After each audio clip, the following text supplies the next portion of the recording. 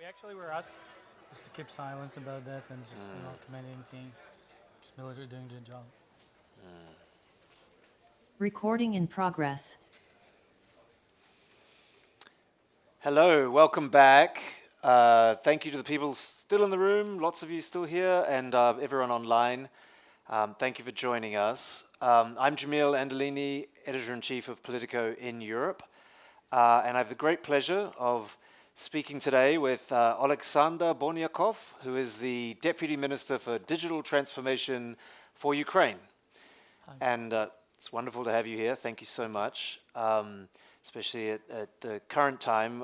We, of course, are reporting every day about the counteroffensive, and I asked the Deputy Minister before if I could ask him about it, and he said he's not allowed to talk about it, and what he knows, he's not in the military, and what he knows is from the media, from Politico, probably. That too. So that too. So obviously it's a very, very important moment. We're really grateful that you could be here at such a crucial moment in this terrible conflict that's happening at the moment. So to perhaps go back a little bit to a happier time, a better time, before the full-scale invasion by Russia of your country, could you tell us a little bit about the pre-war development of the technology sector? And the reason I'm asking this, I'm quite interested because I've talked to several companies who told me they had large operations of engineers doing back-end things for, I mean, actually Chinese companies like Huawei, but also a lot of Western companies they were hiring, they were expanding, they actually did have quite a big IT presence in your country. So maybe give us a sort of the picture before the war, Yeah, sure, of before the course. full-scale war. Before the war, I think would just maybe relate to what you just said. Majority of Fortune 500 companies from the world was working with Ukrainian engineers. And just to give you a brief landscape, there's like 300,000 people. More than 5,000 working for example, for AI companies and for AI projects. There are like 5,000 plus active companies, but we as a government we're looking on almost 50,000 companies registered in the country who declared that they doing IT, and many universities, dozens of thousands of people that going from universities, and IT was distributed quite equally around the country, but still 60% of all the workforce was in Kiev. And what's I think most fascinating is that year-over-year growth for the last couple of years before the full-scale invasion was from 30 to 40% average. So it's incredible numbers. It's like, I don't know, it's like we didn't have any other industry that growing so fast. And What was the secret? Was it cost? Was it relatively cheap in Ukraine, but also quality of graduates, or what was the sort of? I think there went this sort of a evolution, starting from very cheap, but then we started to get signals that many companies from around the world were saying that if you want to do some really complex tasks, like in machine learning, in AI, in blockchain, in big data, you should go to Ukraine. Maybe there are there's no big like India, but if you really want to do something that nobody did before, that's the great and ideal destination for you. And they not just only code, but they also can do business analysis. And by the way, we really indeed had 150 plus R&D centers that were working on really like innovative solutions that big corporations using, like Oracle, you mentioned Huawei, some Samsung, Boeing, and many other and fintech companies that have. So what has happened as a result of this full invasion? Have they all left? Have they been moved to other places? Well, I wouldn't say that they all left. I think majority is still staying there. And of course, I think some of them have ceased operations, but majority is still there. For some of them, his decision was to probably move to some other country to create another office, move part of Ukrainians, but still maintain Ukrainian presence. And for the last year, even in the times of war, we saw that IT industry of Ukraine brought us almost $7.5 billion and grew around 6% year over year. So even in times of war, this is actually the only one industry that grew in Ukraine economically. So no, they haven't left, and a lot of them still continue operations. So the Vietnam War was like the first televised war, and the Gulf War was the cable news war, and then Iraq and other wars are like social media wars, Twitter.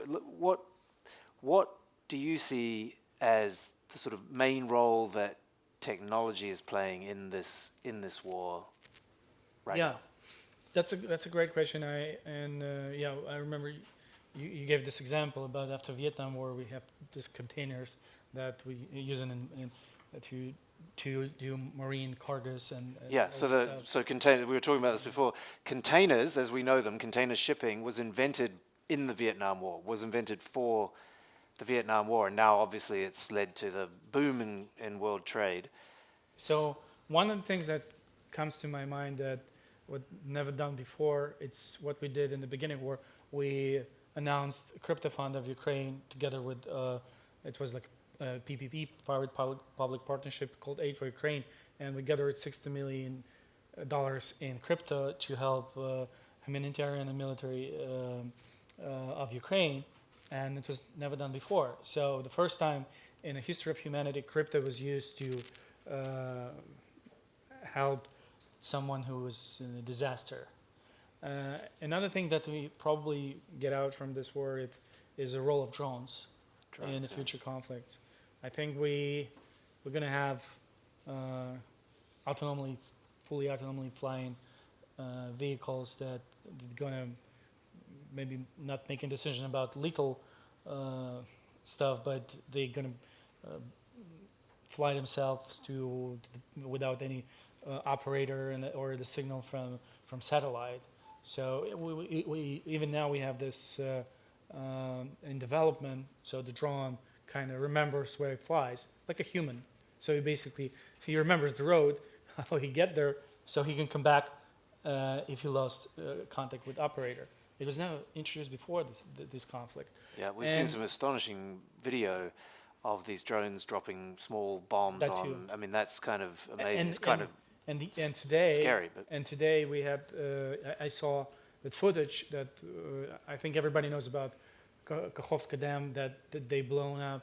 So the drone started to deliver humanitarian aid to those who are trapped in some flooded area, and many other things like that.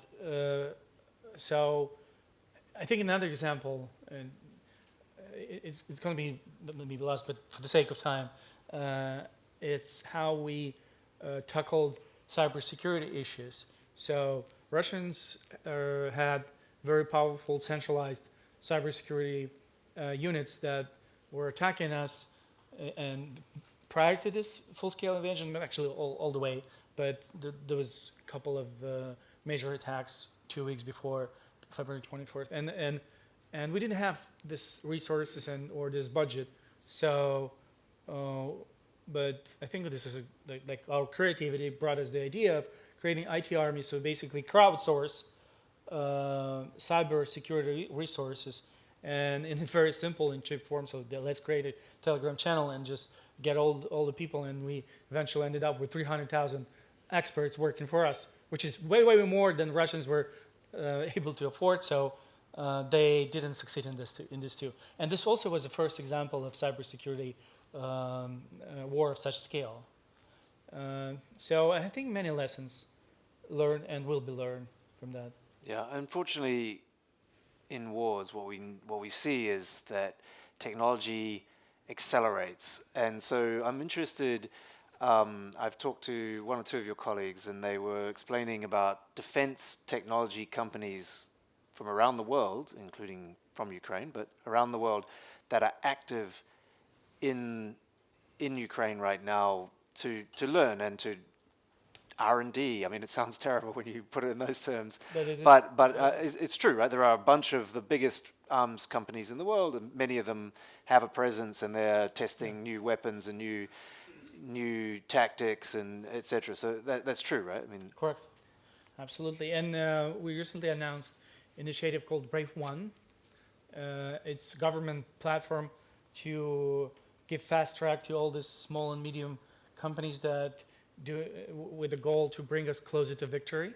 So we basically decided to give them like one way to contact government, so they don't have to go around and look for friends for lobby and other kind of ways to get in touch with the government. So you just apply online, and Ministry of Defense, General Staff of Military will consider your idea and your product, and give you fast track if it's interested and you're capable of doing so. And what we see that this kind of problem that and it's been for decades, that if you take any enterprise or any product and add defense or military in the beginning, then you add like billions of dollars afterwards. So we cannot obviously afford that. And majority of our budget, unfortunately, right now goes to support military. And so we're trying to find alternative ways and work with companies that just emerged, that a lot of them doing great projects and it started from garage like Apple many years ago, and now some of those companies have government procurement contracts just in 6 months for billions of hryvnias. And we have dozens of such companies. And I think that's probably the future of Ukraine defense tech for after the war ends, to become one of the leaders on this scene for the entire world in the military industry, to provide comprehensive and relatively cheap solutions for defending your country. so I want to ask you, we're almost out of time. Your ambition, apart from defense technology, what are your ambitions for the IT technology sector of Ukraine once eventually we have peace in your country? Well, we have seen Ukraine as the biggest IT hub in Eastern Europe before the war. I know we eventually get there. Of course, this conflict is going to slow us down, but we optimistically looking that maybe in a decade, maybe we're after finishing the war, we eventually get there, as I mentioned before. But we also set another goal that we need to triple, quadruple number of startups per 1 million population. That's kind of one of the goal and KPI that we want to achieve. So right now it's like 75, 76 on average for 1 million. And in Europe, this approximately 500 per 1 million. So it's room for improvement. But I believe that having so many companies, so many entrepreneurs, it's what country needs the most. And this is the ambitious goal that we have right now. So we've got about a minute, and my person I sat next to at dinner last night, Baroness Kidron, who was on the panel just before, she said what she would like to ask you is, if we had already had robot soldiers, a bit like that Vodafone dog out there, what would have happened, do you think, in this war? Well, first of all, Ukraine would have find a creative way to put something to kill Russians. Russian robots. And that too. That's for sure. That's what they do. But seriously, I think what the most precious is a human life. This is the value that we share, and I don't think Russians share, because what they kind of do on the battlefield, it's just crazy. Send those troops without any, I don't know. Anyway, so what I mean is that we we would eventually figure out how to build a defense of our country that the way that we don't lose any other of this precious life. And on that note, thank you so much for being here. Slava Ukraini. Heroes And thank you to all of you for being here. Next will be, we'll have a small break while we rearrange, but next is my excellent colleague Isabella Kaminska, Senior Finance Editor in Europe for Politico, who's going to be interviewing the Deputy Governor of the Bank of England, John Cunliffe. Thank you very much.